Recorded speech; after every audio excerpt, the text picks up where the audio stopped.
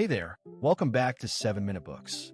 I'm Sam, and today we're diving into Daniel Levitin's Weaponized Lies, a book that basically hands you a shield for your brain. Sophie, I gotta ask, were you as freaked out as I was reading this? Hi there, Sam. Hi, everyone. Honestly, yes and no. I mean, it's unsettling to realize how easily we get duped, but Levitin's whole point is that we can fight back. He calls it a survival guide for the information age. Right? And it starts with something so simple, I felt almost embarrassed I didn't do it already. Asking yourself, how do I know this? Levitin says we need to constantly question the source. Exactly. And he makes this crucial distinction between a fact, a belief, and an opinion. A fact can be verified. A belief is something you hold without proof. An opinion is a preference. The trouble is when people present opinions as facts. Yeah, I see that all the time on social media. Someone says, I think this policy is terrible, and they state it like it's an objective truth. Levitin really hammers home that we need to slow down and separate those categories. And then he goes into the numbers. This is where it gets really sneaky. He talks about averages, mean, median, mode, and how a few billionaires can make the average income look way higher than what most people actually earn.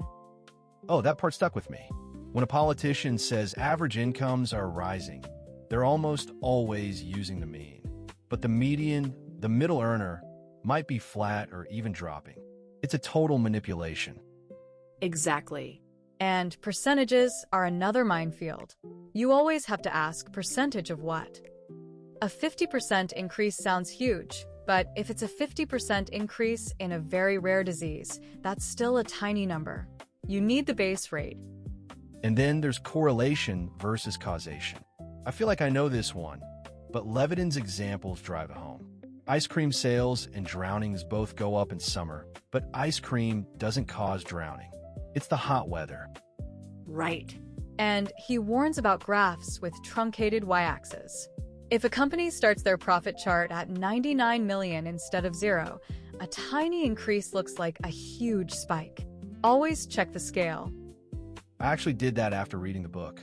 I saw a chart in the news and thought, wait, where does the axis start? And sure enough, it was totally misleading. Felt like a superpower. He also talks about framing with language.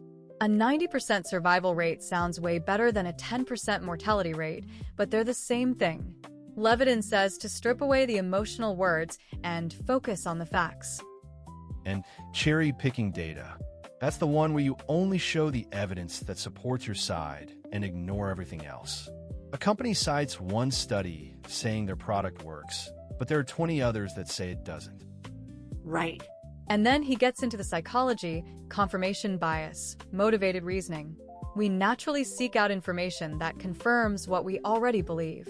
That's why just presenting facts doesn't always change minds. He also talks about how to evaluate experts. Look for calibrated experts, people who are honest about uncertainty, who say I don't know or the evidence is mixed. And look for consensus. If 97% of climate scientists agree, that's huge. And he warns against bullshit, not lies, but statements made without regard for the truth, just designed to impress or persuade. He says much of what we encounter online isn't a direct lie, but it's bullshit. So the big takeaway for me is this: slow down.